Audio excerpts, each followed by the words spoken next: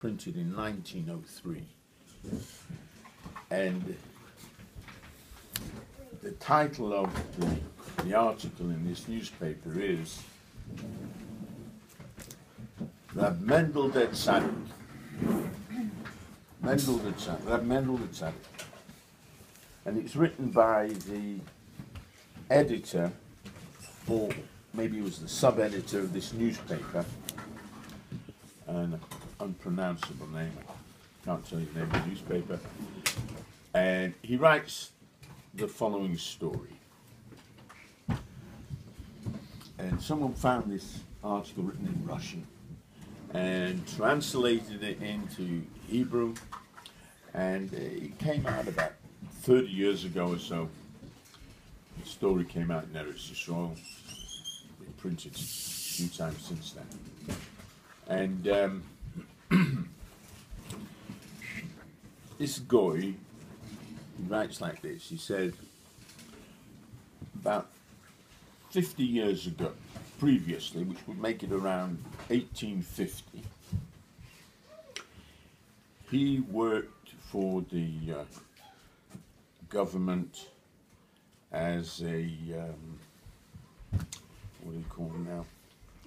A duty and excise officer. No, so customs, like that, yeah. Yeah, a customs officer that he used to go around checking all the factories who made whiskey, vodka, wine, and they had to pay duty, and he would, you know, the quality and the quantity and so on and so forth. Yeah. And so he says, I was sent to the town of Lubavitch to check their large wine vat, a ginormous vat, you know, I don't know how many liters of wine it held, but anyway, you know, probably, you know, several thousand, you know. And I had to measure this vat to decide how much duty they have to pay. And when I arrived in Lubavitch, you know, came with my official documents and official thing. So they said to him, you know, he writes there that they said to me, look, you know, this wine which you want to measure, this wine we've made for Pesach, and or it's going to be used for Pesach, or yeah, something, I can't remember that well.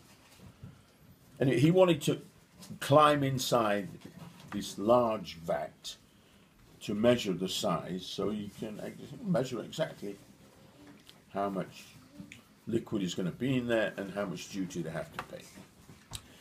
But the Hasidim didn't want him to go inside there because he's got his clothes full of chametz and his boots full of chametz, and I go, you know.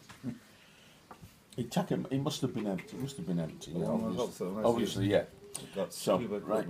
So they didn't want him to go in there because it was Pesach wine. But he said, you know, they said, look, let one of our men go in there and measure it for you, and we'll give you the measurements. He says, no, they said, you can stand outside and watch him. No, he's got it. That is the law, the rule. He has to do it.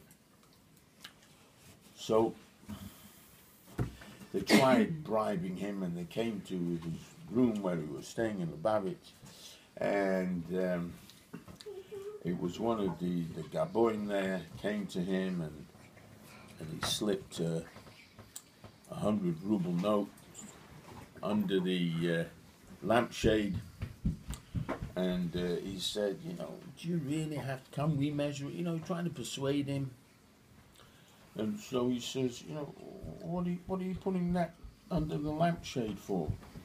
He says, well, you know, maybe you want that, and we'll measure it ourselves. And so he got annoyed. He said, I was furious, and I took the money and I threw it out after him, and I took my big boot and threw it out after him. I said, get out of here! How dare you try to bribe an official of the government? Oh, he's a So he came back a bit late, and he said, well, maybe 100 ruble wasn't enough, maybe 150 would have. Oh, he became even more furious.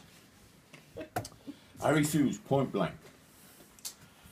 Anyway, they were really worried what's going to happen, because, you know, this guy is going to go and climb inside the rat, and shilas and chomets and so on. So this Gabby gave up, and he went to, I think it was the second son.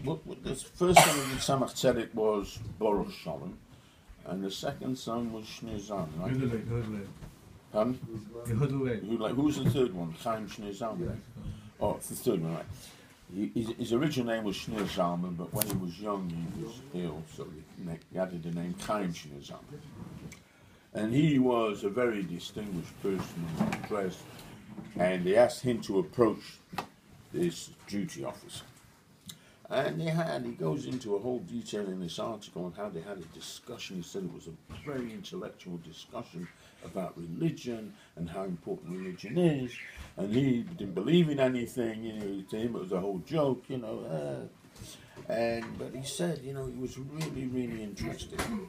Anyway, in the end, Chaim Shneur Zalman says to the officer, he says, you know, is it absolutely impossible one of our people can measure it? Is it so terrible if one of us do it and we'll give you the exact measurements? So he says, you know what? He says, I'll let one of your men measure the vat, but on one condition. I want to see your father, the Rebbe the Tzemach Tzedek. Well, he didn't call him the Rebbe the Tzemach Tzedek, he called him the great Tzaddik, the great rabbi. I've heard a lot about him. He's famous all over Russia. And I just want to see him. And if you let me see him, I just want to look at him, see what he looks like, and that's all. If you let me do that, then I'll let you measure the Pesach wine barrel. So Chaim Shneur Zalman said, well, I don't know, I can't tell you, I'll have to go and ask him. He goes and speaks to the Tzemach Tzedek, and the Tzemach Tzedek says, yeah, you can let him come in. So he describes, you know, it's incredible, you get a glimpse of what the Lubavitch looked like in the 1850s, whenever it was. And he describes how the Chassidim were dressed, and how there's hundreds of them all milling around. And he said, oh, if he wouldn't have had Chaim Shneur Zalman with him, he would have been scared to walk amongst these people. You know, he gives a shtech wherever he can in this article. And then he finally says, I'm brought to the house of the Tzemach Tzedek, and lots of people milling around, and they take me into this room, and it's a long corridor, and there are lots of people waiting there, and I walk through, and the Chaim Shneur Zalman says to this duty officer, right, wait here, I'll go inside and see if the rabbi is ready to see you. He said, well, I'm an important person, I don't know, you know, people wait for me, I don't wait for them. He says, oh no, here you wait. And he still just wait outside. He went inside. He comes out a few minutes later, and he says, all right, the Rebbe says you can come in now. And he comes inside, and he describes what he saw. He saw Tzemach Tzedek, he said, an old, frail man with white. You take that picture, describe that picture over there with Tzemach Tzedek. It's exactly what it looked like. He said he had like white pears down his side. I think you can see some white beard, dressed in a white sort of a cloak, and he's sitting or he's relaxing in an armchair, and standing next to him are two young men, and the room was full of bookshelves, unpainted bookshelves, you know, probably just plain wood, and from the floor to the ceiling they were full of books. The whole room was full of books. And then Chaim Shneur Zalman said that the duty officer is here. So the two young men who were standing next to the Rebbe picked the Rebbe up out of the armchair. Obviously, by that time, was already, a weak person. And, I forgot to tell you, Chaim Shneir Zalman said to him beforehand, "What do you want to ask the Rebbe? What do you want?" He says, "I don't want to ask anything. I just want to look at him. I just want to see what it looks like." So Chaim Shneir Zalman said, that has no place. You can't just go and stare at a person and walk out. You've got to ask something. He says, "I've got nothing to ask." He says, "Look, I'll tell you." Chaim Shneir Zalman says, "Ask him what your future is." The future, who can know the future? You don't know from one minute to the next what's going to happen to you. Ask him my future. He says, "Oh, many people think that, but you ask him what your future's going to be." He says, "All right, you want to ask that? Ask that." You go inside, these two young men pick up the Tzemach Tzedek, and Chaim Shneir Zalman says to the Rebbe, the officer wants to know his future.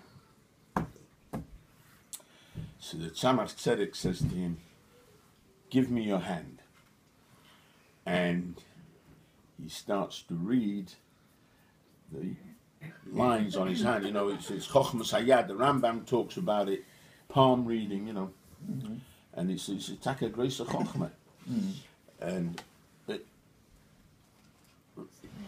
he writes there, there was someone wrote a footnote that really the Tzemach Tzedek didn't need to read the palm of his hand to know what's going to be the future of this goy, but he wanted for the goy to have some way of grasping onto this.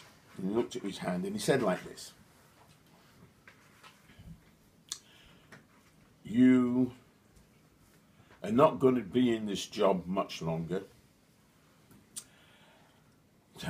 When he heard that, he thought it was the biggest joke on earth, because his uncle was in charge of the whole duty and exercise, and he'd given him this job, Anyway, and the woman you think you're going to marry now, you're not going to marry. You're going to marry someone else.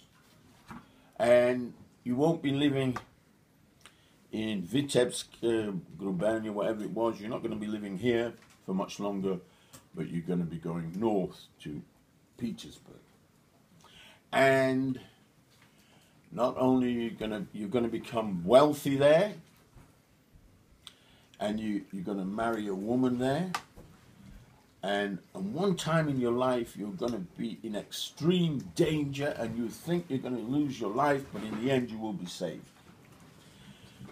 That's what Tzemach Tzedek said to him, and he says, "Okay, now you can go." Well, this guy anyway, he finished his work in the back. He let one of the Chassidim measure the back, and he left.